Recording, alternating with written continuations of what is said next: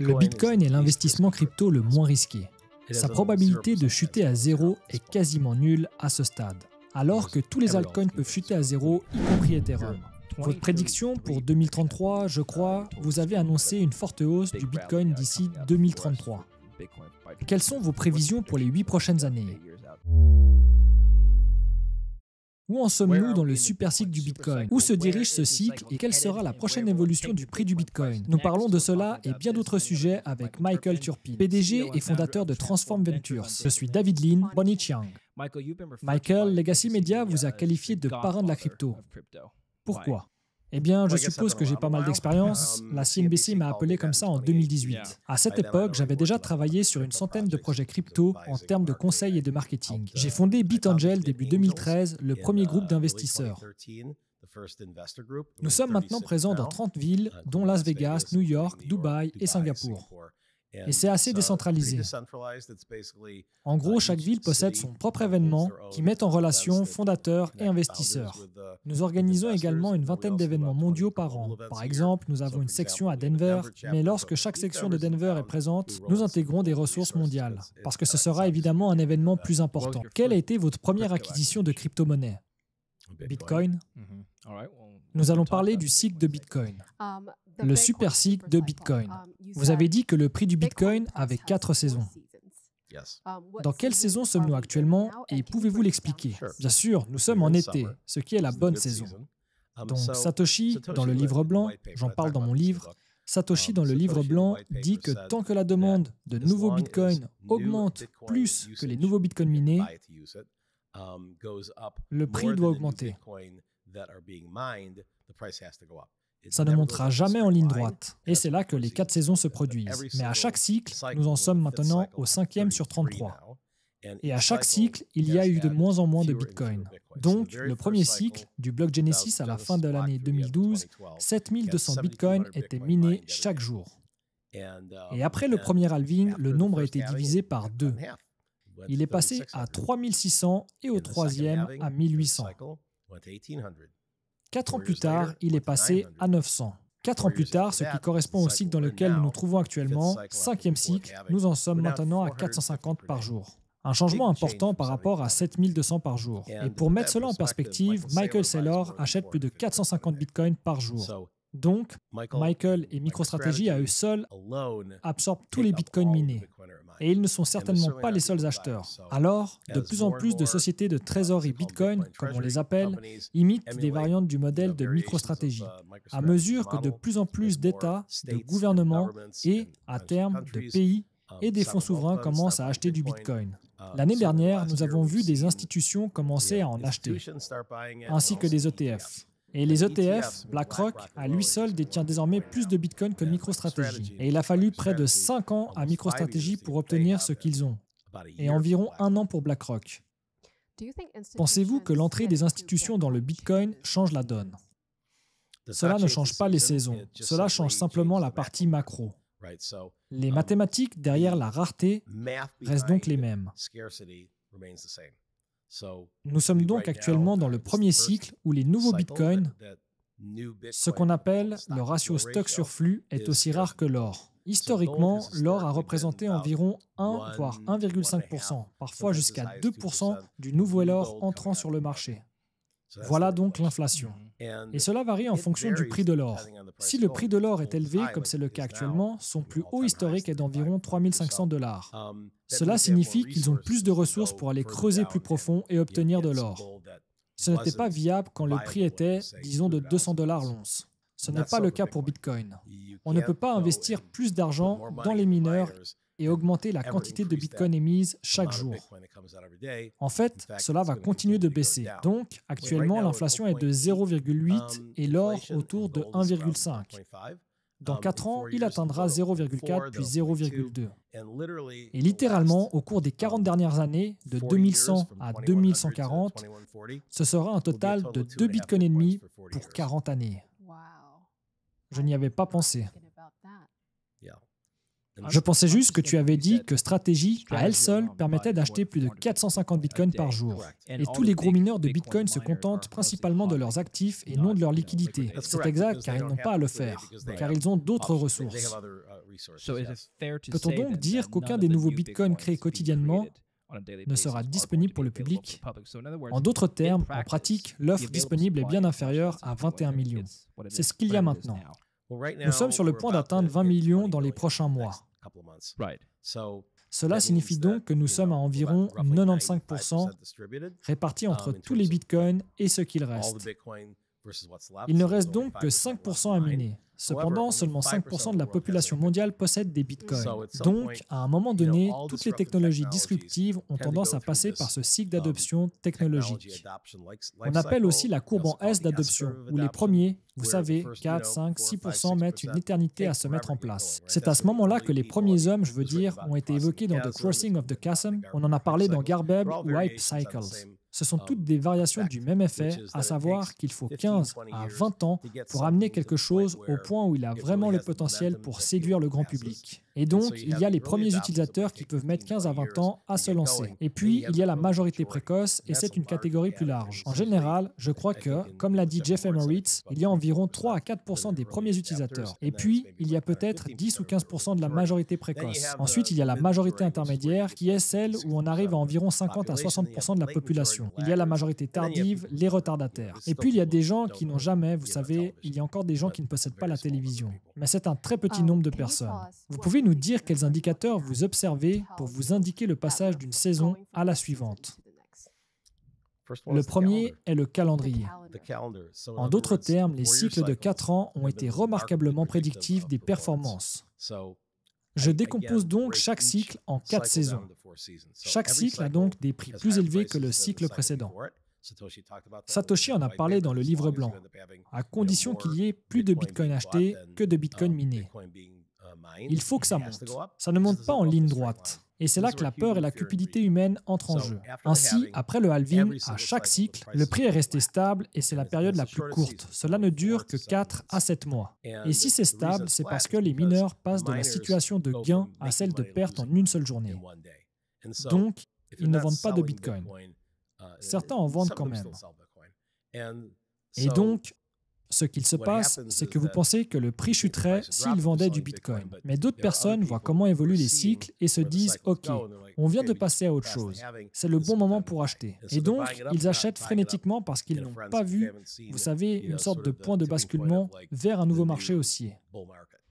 Et donc, par exemple, ce cycle, nous avons atteint l'été du bitcoin le jour où il a dépassé le sommet historique du précédent cycle. C'était 73 850 $. Et ce qui est intéressant, c'est que la plupart des cycles ont atteint un pic pendant les 4 années écoulées à la fin de l'été Bitcoin précédent. Ce serait donc 2021. Donc, nous avons atteint environ 67 000. Et ce qui s'est passé cette année, c'est qu'il y a eu une anomalie, parce que la demande refoulée par les ETF a été dépassée. Et tout d'un coup, le mois précédent le halving, on finit par atteindre un nouveau record historique.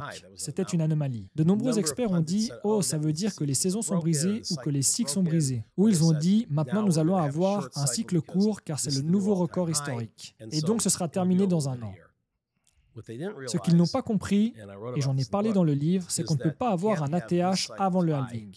C'était le cycle passé. Et donc, cela a marqué une nouvelle étape, ce qu'il faut surmonter pour atteindre un nouveau sommet historique. Donc, le sommet de 2021, 67 000, on y est presque arrivé. Puis, c'est descendu à 60K au halving. Et, chose intéressante, le prix du halving a été le prix idéal du Bitcoin. Il ne fait ni trop chaud, ni trop froid. Si vous regardez dans le rétroviseur, c'est toujours comme si le prix descendait ou remontait, jusqu'au juste prix du marché. Plus tard, vous voyez clairement que le pic du marché haussier est survendu. Et ensuite, il y a une certaine survente, le bear market. Un an plus tard, le marché est survendu et revient au milieu. Donc, la juste valeur marchande est calculée au fil du temps. Et le halving a toujours été la juste valeur marchande.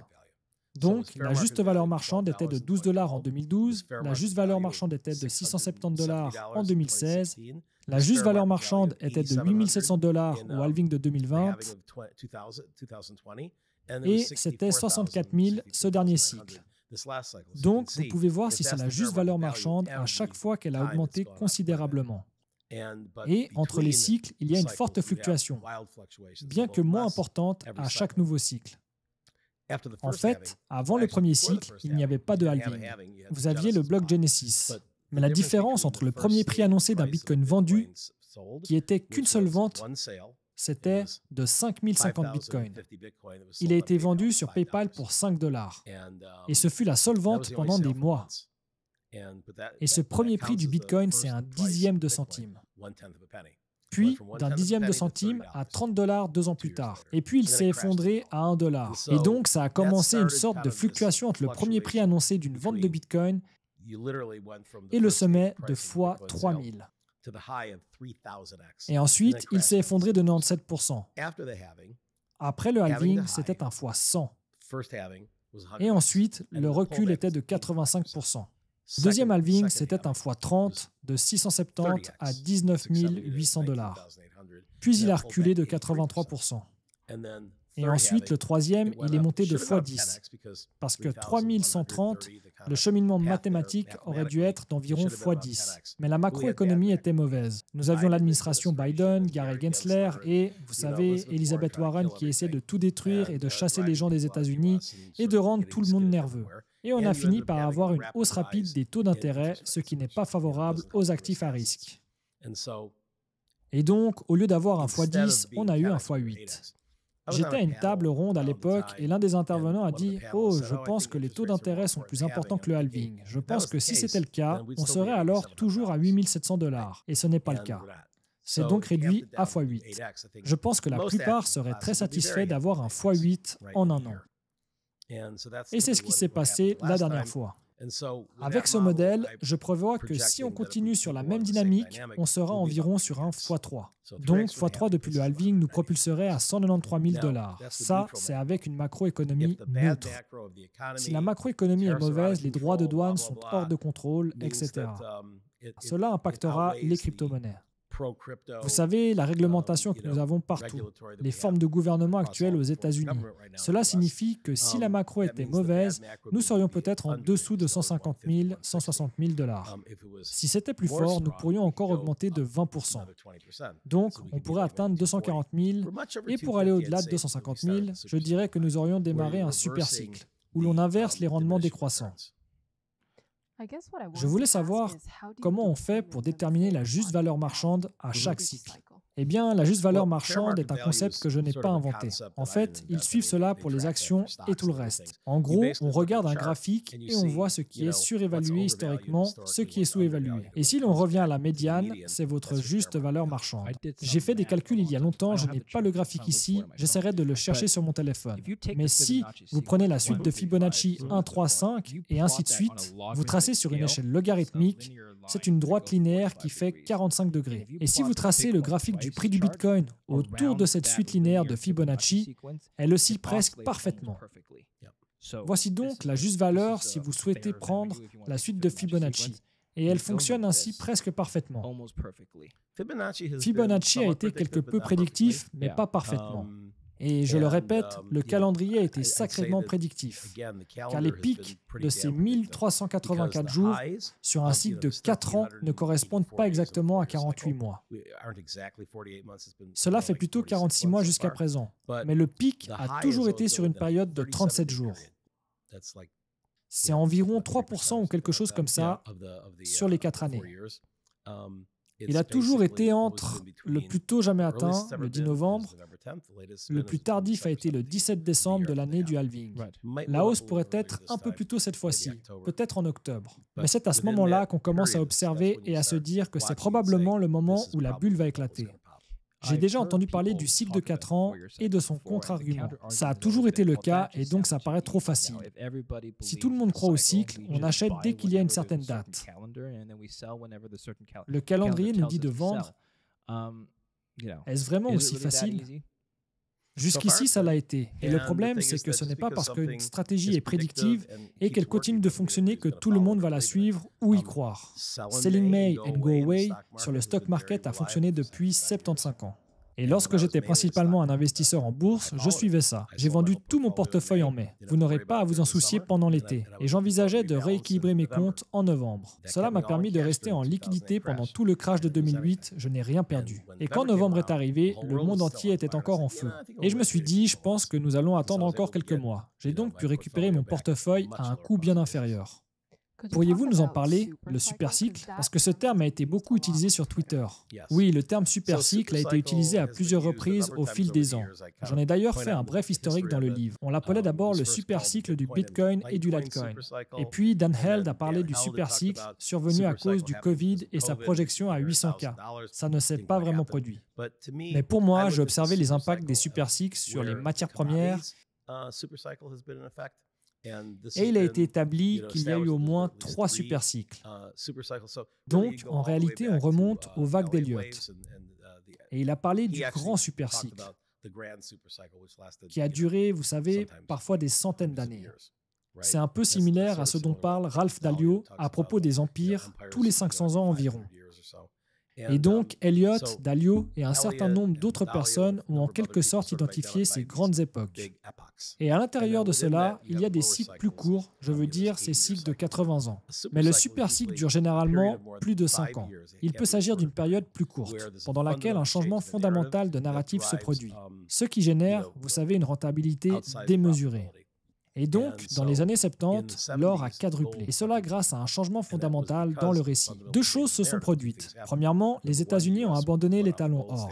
Et deuxièmement, les Américains ont été autorisés à détenir de l'or à nouveau. Et c'était interdit depuis les années 1930. Donc, l'arrivée de nouveaux acheteurs, la nouvelle demande, ainsi qu'une raison de ne pas, vous savez, faire pleinement confiance au dollar américain, parce qu'il n'était plus adossé à l'or, vous savez, a conduit à une très bonne stratégie. Et plusieurs fonds spéculatifs ont bâti leur carrière sur ce principe en quadruplant leur capital en moins de 10 ans. Dans les années 90, on a connu un autre super cycle sur le marché des matières premières basé sur la Chine. En d'autres termes, la Chine a commencé à tout acheter et à faire grimper le prix du nickel, du cuivre, etc. Et cela est considéré comme le début d'un 3e super cycle des matières premières à cause du dollar. Vous savez, un peu comme les autres pays qui étaient tout simplement trop endettés.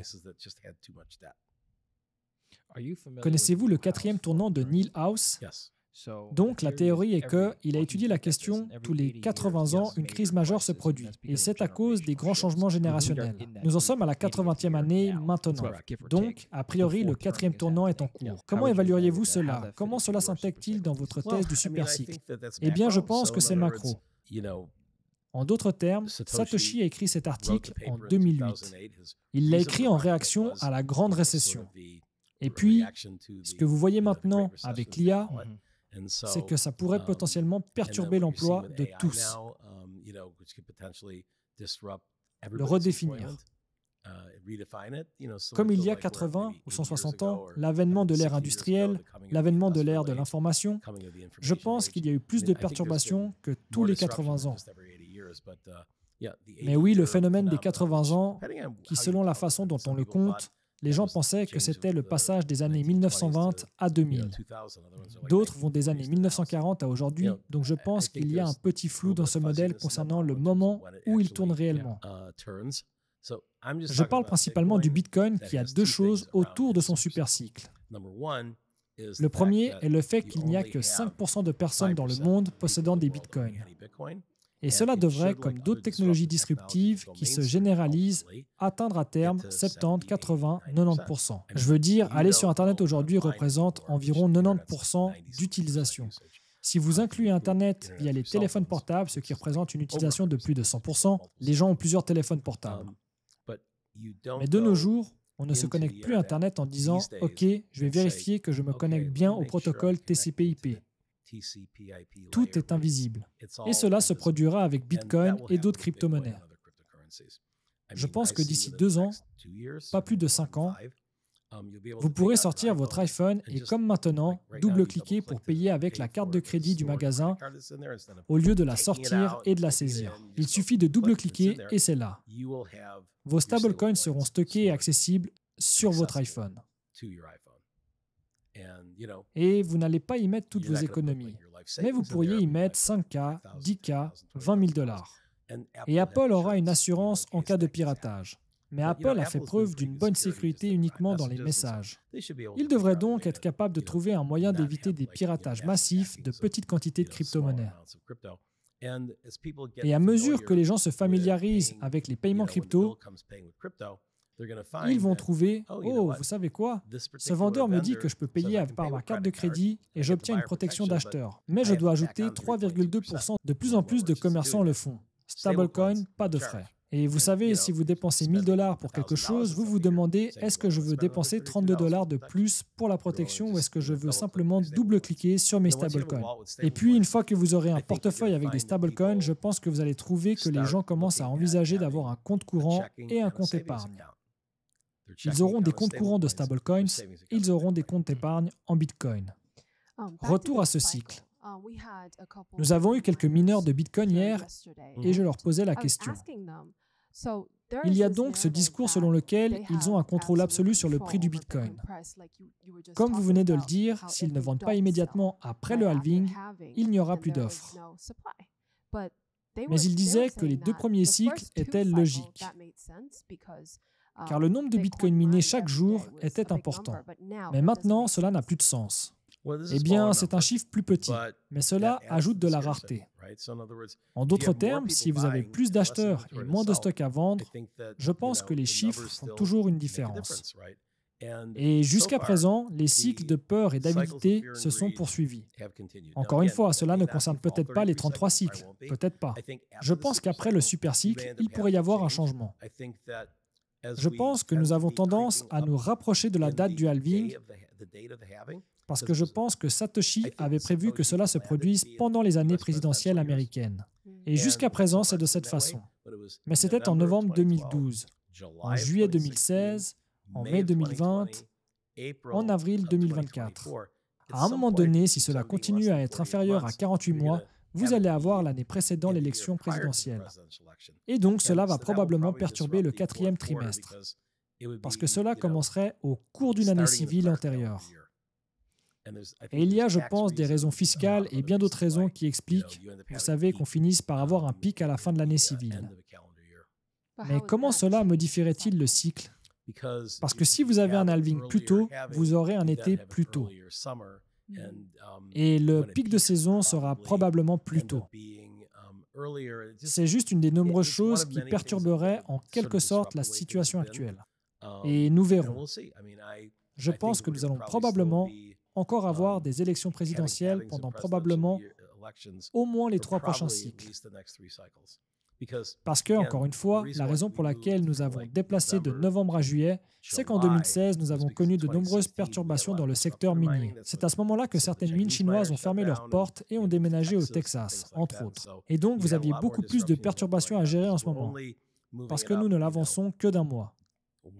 Enfin, c'était comme, voyons, c'était le sommet ou quelque chose comme ça. C'était 4 ou 5 mois, et puis c'était 2 mois, donc ce sera 1 mois. Et peut-être que cette fois, ce sera moins d'1 mois. Donc on pourrait finir par 2028, je pense. Maintenant, la date prévue est fin mars, début avril. Donc en 2032, c'est peut-être, vous savez, toujours en mars, et celui d'après. Il pourrait donc y avoir encore 3, 4, 5 cycles. 5 cycles, c'est 20 ans. Et dans 20 ans, nous aurons déjà distribué plus de 99% des bitcoins. Et la rareté sera non seulement un peu moins élevée que celle de l'or, mais elle sera de l'ordre de moins de 0,1% avec une utilisation beaucoup plus importante. L'une des analyses que j'utilise est celle de la courbe en S de l'adoption qui se produit avec les téléphones portables ou avec Internet. De nombreuses entreprises sont devenues très grandes et riches parce qu'elles ont répondu à la demande de tous ces nouveaux clients, n'est-ce pas? Dell fabriquait des ordinateurs portables, Microsoft fabriquait des logiciels, Cisco fabriquait des serveurs, et c'était un marché haussier. Eh bien, pendant que vous doubliez votre part de marché, vous passiez de 5% à 10%, puis à 20% des gens sur Internet et avec peu de concurrence. Ce n'est pas possible avec un mineur Bitcoin. Ils ne peuvent pas extraire plus de 450 par jour. Et ils pourraient peut-être prendre une plus grande part de marché. Mais encore une fois, ce n'est que 450 BTC par jour. Puis ça sera 225 par jour, puis 110 par jour, puis 55 par jour. Vous savez, à un moment donné, je veux dire, même dans les 20 prochaines années, vous serez bien en dessous de 100 par jour. Et la demande pourrait être 4, 5, 6 fois plus élevée qu'aujourd'hui. Et vous ne pouvez pas simplement dire « Oh, nous allons créer une entreprise pour produire plus de Bitcoin ». On ne trouve plus de Bitcoin sous terre. On ne trouve plus de Bitcoin sur Mars. C'est la politique monétaire qui est codée pour les 100 prochaines années, 125 ou 115 ans, en 2140. Quand les gens disent que la alt season n'est pas de retour cette fois, que leur diriez-vous? Ils ne savent pas de quoi ils parlent. Les Bitcoin Maxi disent depuis longtemps, oui, tous les altcoins sont des fraudes. Et maintenant, c'est fini. Ils vont tous tomber à zéro. Ethereum va tomber à zéro, Solana va tomber à zéro, tout va tomber à zéro. Ce n'est tout simplement pas la réalité. En fait, il est surprenant que le Bitcoin domine toujours à 64-65%, avec le fait que les 35% restants incluent des stablecoins. Les stablecoins représentent donc un pourcentage bien plus élevé que les altcoins actuellement, et ils vont continuer à croître. Et vous savez, je veux dire, même les meme coins, tout le monde dit qu'ils vont aller à zéro, ce qui est encore assez populaire. Et donc, la alt season est donc plutôt intéressante. À chaque cycle, les nouveaux entrants n'investissent pas dans le Bitcoin en premier. Ils sont les premiers à investir dans les altcoins. En 2021, Robinhood, une société cotée en bourse, a annoncé dans son rapport trimestriel sur les résultats financiers une forte hausse de ses bénéfices grâce aux crypto-monnaies. 60% des crypto-monnaies échangées étaient du Dogecoin. C'était plus que Bitcoin et Solana combinés. En fait, Solana ne valait rien à cette époque. Et donc, on pourrait voir une répétition de cette situation où, vous savez, jusqu'ici, au début, beaucoup de nouveaux entrent sur les meme coins ou sur des petits projets. Parce que beaucoup de nouveaux regardent Bitcoin et se disent « je ne peux pas mettre 100 000 $. Mais je peux me permettre 1 million de tokens de Shiba Inu. » Et ils vont juste espérer qu'il fasse un x100 et qu'il va monter à 1 $. Si ça passe à 1 $, ce serait plus cher que le Bitcoin. J'ai travaillé avec l'équipe de Shiba Inu. Je pense donc que si les gens comprennent cela, surtout s'ils sont jeunes, à 18, 20 ans, vous allez probablement vivre encore 60, peut-être 80, 100 ans. L'espérance de vie ne cesse d'augmenter. Quelle sera la valeur du Bitcoin alors? Donc si vous parvenez à comprendre comment obtenir un Bitcoin au cours des 10 prochaines années, il peut valoir 20 millions de dollars en 20 ans, 30 ans, et certainement lorsque vous serez à la retraite. Et cela dépassera largement l'inflation. Donc, quand vous dites que c'est la alt season et que nous sommes en été, je suppose que la alt season va bientôt arriver, car nous sommes en été. C'est exact. En général, toutes les crypto-monnaies atteignent leur pic un peu après celui du Bitcoin. En d'autres termes, lors du bull run des ICO, et la dernière fois, le Bitcoin a atteint son pic en décembre 2017. Je crois qu'Ethereum a atteint son pic en janvier ou février, et les alts ont ATH en janvier. Il y a donc généralement un léger décalage car, et encore une fois, je pense que les institutions pourraient modifier légèrement ce système car elles ne négocient pas vraiment d'altcoins, du moins les plus petits. C'est donc davantage un phénomène des retails. Mais vous savez, beaucoup de baleines aussi. Et les baleines contrôlent toujours plus que les institutions, n'est-ce pas? Beaucoup de baleines cherchent simplement à dire « je suis un holder permanent, qui ne fera jamais de transactions ». Ils diront « j'ai une vie formidable. Vous savez, j'ai environ 100 millions de dollars en Bitcoin et je ne veux vraiment pas les vendre. Mais je veux en retirer un peu à la fin du cycle, puis je rachèterai au bottom. » Mais souvent, ils vont vendre du Bitcoin, puis pump un altcoin avec, puis le vendre. Et puis, vous savez, peut-être injecter sur un meme coin à la fin, puis juste se reposer sur ses lauriers, conserver l'argent pendant 1 an et attendre la capitulation pour racheter. J'ai entendu cette théorie tellement de fois, mais en réalité, c'est tellement difficile à mettre en œuvre. Pas vraiment. Enfin, je montre comment le faire dans le livre. Je veux dire, vous savez, évidemment, c'est mieux si vous avez une armée de traders algorithmiques qui travaillent avec vous. Historiquement, comment savoir si l'on est à nouveau au plus haut? Il suffit de regarder le calendrier. Vous observez un certain nombre d'autres événements dont il est question dans le livre, comme si vous regardiez on-chain. Vous pouvez voir quand les baleines vendent. Vous analysez le sentiment. Il y a environ 20 facteurs différents, mais on ne peut jamais trouver le jour exact. Même si j'ai connu de très bons traders qui ont trouvé le jour exact et ont tout vendu le 17 décembre 2017. 2 traders ont fait ça et d'autres ont vendu début novembre, dans les jours qui suivent. Mais je recommande d'utiliser la méthode DCA une fois que l'on a atteint cette fourchette où l'on se trouve à plus de 90% de peur et de cupidité, où l'on voit des baleines qui commencent à vendre. Donc, si vous aviez un DCA sur les 4 derniers halvings, je veux dire, si vous étiez entré dès le premier halving, vous dépensez 12 000 $. C'est un petit investissement pour la plupart des investisseurs.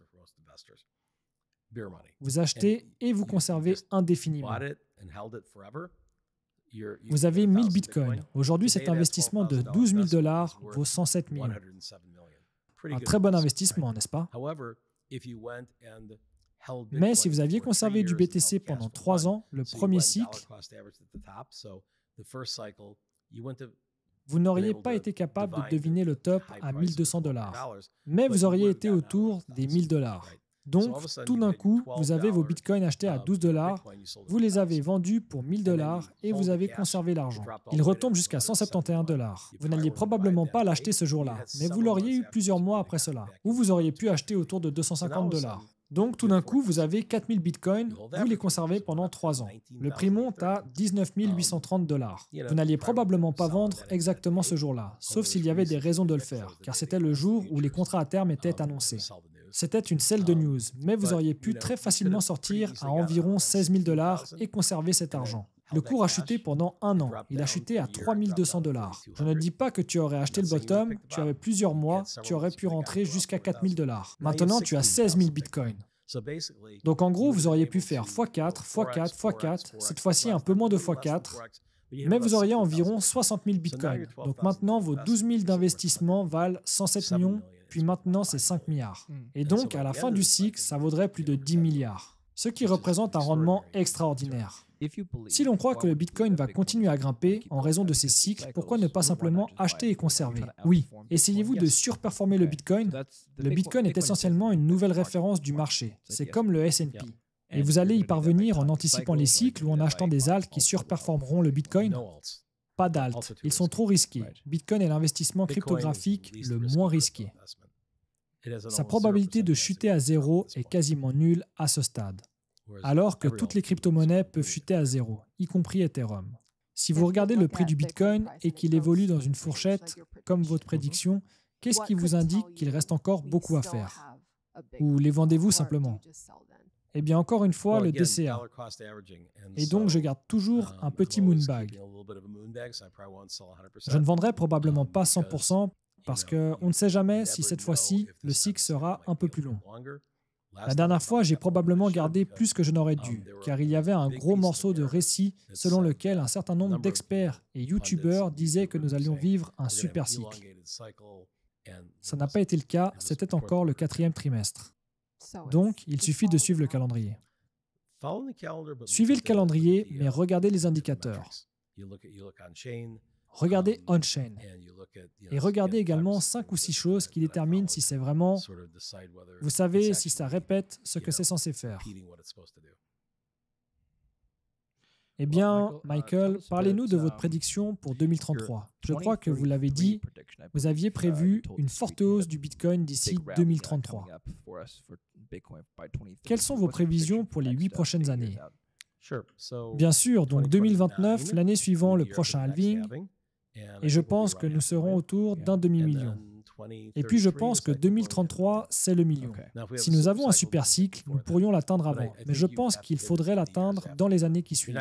Vous ne l'atteindrez pas pendant le bear market. À quel moment le Bitcoin dépasse-t-il la capitalisation de l'or qui est à 14 000 milliards de dollars? C'est une cible mobile. Donc en fait, l'or, je pense que c'est bien plus que 14 000 milliards de dollars. Oh oui, c'était l'année dernière, donc je pense que c'est presque 20 000 milliards de dollars. Donc, 1 million de dollars, c'est 20 000 milliards, d'accord? Donc, si l'or reste autour de 3 500, il faut atteindre le million. Si, disons, dans 8 ans, l'or vaut 6 000, 7 000 et pourrait certainement doubler d'ici là, alors il faudrait être à 2 millions. Existe-t-il un argument macroéconomique pour que le Bitcoin remplace l'or comme actif de trésorerie, non seulement pour les entreprises, mais aussi pour les banques centrales? Oui, si vous regardez, ils ont parlé il y a des années du flippening d'Ethereum sur Bitcoin, car ils ne se sont jamais vraiment approchés.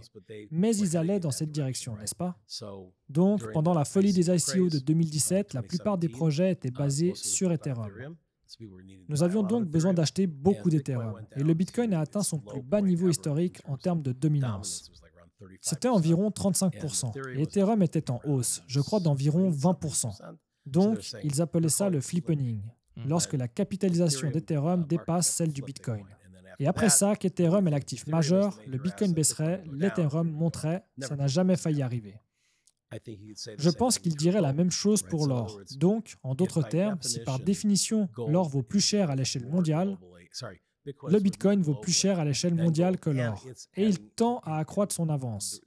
Je pense que vous regarderiez et diriez, vous savez, je crois que c'était John Paul Tudor Jones qui disait, vous savez, le Bitcoin est le cheval le plus rapide de la course. Et c'est vraiment le fonds spéculatif qui a tiré le plus de bénéfices de l'or dans les années 70. Il disait, c'est le nouvel or, et donc ils n'achètent pas beaucoup d'or. Ils achètent beaucoup de Bitcoin. Et donc, je pense que si vous regardiez aussi générationnellement, demandez à un jeune de 25 ans s'il devait placer la moitié de ses économies de toute une vie en or ou en Bitcoin. Que feriez-vous? Bitcoin. Exactement. Et donc, ce sont les personnes qui ont 25 ans aujourd'hui, à un moment donné, qui seront celles qui gagneront le plus d'argent à 45 ans.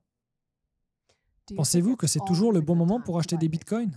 Non, je pense que ce n'est pas le bon moment pour acheter du Bitcoin lorsque la bulle a éclaté, car ensuite vous allez le regarder baisser, baisser, baisser et baisser. C'est le bon moment pour shorter Bitcoin. Puis-je le conserver car je sais qu'il va remonter? Absolument. En fait, si vous le conservez, la bonne nouvelle, c'est qu'il sera probablement plus élevé 4 ans plus tard. Mais si vous ne l'achetez pas et que vous attendez le creux du marché, ça ne dure qu'un an. Vous auriez pu acheter 2, 3, 4 fois plus. Et dernière question, le taux de trade.